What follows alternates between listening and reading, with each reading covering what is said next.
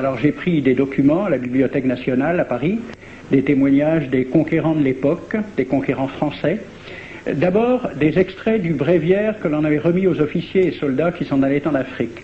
Cela s'appelait « Aperçu historique, statistique et topographique sur l'état d'Alger ».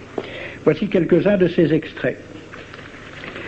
Ces contrées sont des terres vacantes, abandonnées aux mauvaises herbes par la paresse et l'indolence des morts. Les femmes du pays sont livrées par la paresse des Arabes, qui passent toute leur vie à fumer, à la turpitude de mœurs extrêmement relâchées. Elles n'ont pas de religion. Beaucoup doutent qu'elles aient une âme immortelle et croient qu'elles ne sont faites que pour la reproduction. Le climat aidant, les femmes sont nécessairement disposées au plaisir. Alors, allez-y, des terres vacantes et des femmes consentantes qui n'attendent que les soldats français. Et puis, à côté, j'ai vu d'autres documents qui marquent l'étonnement des officiers français qui débarquaient en Afrique. C'est Campagne d'Afrique en 1830 par un officier du corps expéditionnaire. Cette terre, qu'on avait présentée comme sauvage et inhabitée, est couverte de jolies maisons de campagne entourées de jardins. Toutes sont bâties sur des hauteurs dont les mouvements onduleux contrastent tout à fait avec l'aridité des côtes de Provence. La végétation y est superbe, et partout des sources et des courants d'eau fécondent la terre. Les fruits y sont en abondance, un grand nombre d'aqueducs amènent les eaux jusqu'à la capitale. Et le maréchal Bugeaud lui-même. J'ai reconnu que l'Algérie produit beaucoup de grains, une immense quantité de bétail. L'immensité des terrains ensemencés atteste l'existence d'une population beaucoup plus nombreuse qu'on ne le pensait. Le commandant Claude-Antoine Roset, dans Voyage dans la Régence d'Alger en 1833. Presque tous les hommes savent lire et compter. En France, on compte à l'époque 40% d'analphabètes. Ainsi, les soldats qui débarquent sont en général moins instruits que les sauvages qu'ils viennent civiliser. Le ministre de la guerre de l'époque, qui s'appelait Girard, il faut se résigner à refouler au loin, à exterminer même la population indigène. Le ravage, l'incendie, la ruine de l'agriculture sont peut-être les seuls moyens d'établir solidement notre domination. Savary, duc de Rovigo, apportez des têtes, bouchez les conduites d'eau avec la tête du premier bédouin que vous rencontrerez, au nom bien sûr de la civilisation. Christian, dans l'Afrique française, un détachement de l'armée parti d'Alger surprend la tribu désarmée des Olifias et massacre sur le champ tous les hommes, femmes, enfants, sans distinction. On parlera de 12 000 morts. Les troupeaux raflés aux Olifias seront vendus au consul du Danemark. Quant au reste du butin, il fut exposé au marché de Babazoun. On y voyait des bracelets de femmes encore attachés à des poignets coupés et des boucles d'oreilles pendant à des lambeaux de chair, au nom de la civilisation.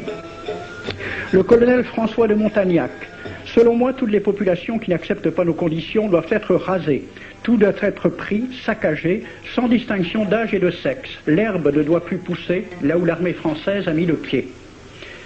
Saint-Arnaud, il était commandant et c'était aussi un mari très attentionné. Il écrit à sa femme « Chère Louise, je suis bivouaqué par une chaleur de 40 degrés au milieu de 20 villages superbes qui ne se sont jamais bien soumis. Je leur ai donné jusqu'à ce soir pour payer les impôts et les amendes que je leur inflige. S'ils ne s'exécutent pas, j'enverrai 3 colonnes brûler tout. » En juin 1845, la tribu des Ouled Riha, chassée de ses douars par les détachements incendiaires du colonel Pélissier, se réfugie dans des grottes de montagne. Ordre du maréchal Bugeaud. Si ces gredins se retirent dans leurs cavernes, imitez Cavaignac aux Béha, fumez-les à outrance comme des renards. Voici le récit d'un témoin, français bien sûr. Voir au milieu de la nuit, à la faveur de la lune, un corps de troupes françaises occupé à entretenir un feu infernal. Entendre les sourds gémissements des hommes, des femmes, des enfants et des animaux, le craquement des rochers calcinés s'écroulant. Le matin, quand on chercha à dégager l'entrée des cavernes, gisaient des bœufs, des ânes, des moutons. Parmi les animaux, entassés sous eux, on trouvait des hommes, des femmes, des enfants. J'ai vu un homme mort, le genou à terre, la main crispée sur la corne d'un bœuf. Devant lui était une femme tenant son enfant dans ses bras. Cet homme avait été asphyxié au moment où il cherchait à préserver sa famille de la rage de cet animal. On a compté 760 cadavres. Le 8 mai 1845, Saint-Arnaud découvre 500 Algériens qui s'abritent dans une grotte entre Ténès et Mostaganem. Saint-Arnaud ordonne à ses soldats de les emmurer vivants. Il écrit « Je fais boucher hermétiquement toutes les issues et je fais un vaste cimetière. La terre couvrira à jamais les cadavres de ces fanatiques. » C'est à peu près ce qu'ont dit les Allemands en massacrant le village d'Oradour-sur-Glane. Montagnac, toujours lui, le colonel. Voilà comment il faut faire la guerre aux Arabes. Tuer tous les hommes jusqu'à l'âge de 15 ans. Prendre toutes les femmes et les enfants. Vous me demandez ce que nous faisons des femmes que nous prenons? On en garde quelques-unes comme otages. Les autres sont échangées contre des chevaux et le reste est vendu à l'enchère comme bêtes de somme. Toujours au nom de la civilisation. Nous rapportons un plein baril d'oreilles récoltées paire à paire sur les prisonniers. Il contient même celle d'un de nos 58 gendarmes morts de maladie. 2 pièces de 100 sous ne sont pas à dédaigner. Le maréchal Soult, ministre de la guerre, répondant à des questions à la Chambre des députés. En Europe, un tel acte serait horrible et détestable. En Afrique, c'est la guerre même. C'est la guerre même, c'est du moins ce que dit le ministre français, mais en face, voici un décret pris par l'émir des Arabes, l'émir Abdelkader. Tout Arabe qui amènera vivant un soldat français recevra pour récompense la somme de 8 douros. Tout Arabe qui aura un Français en sa possession sera tenu de le bien traiter et de le conduire le plus promptement possible, soit devant le califat, soit devant l'émir lui-même. Dans le cas où le prisonnier aurait à se plaindre de mauvais traitements, l'Arabe n'aura droit à aucune récompense.